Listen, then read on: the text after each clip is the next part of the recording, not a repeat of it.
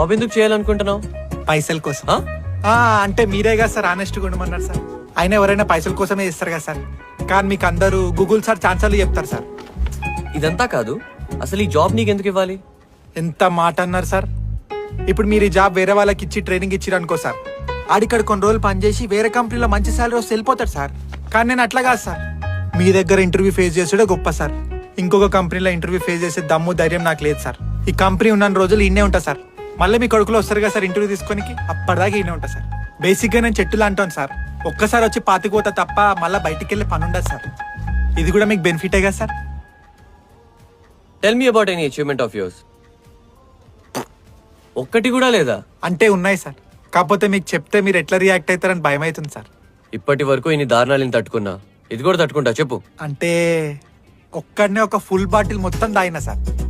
అన్ని బ్రాండ్లు కవర్ చేసిన సార్. నేను తాగని మందులే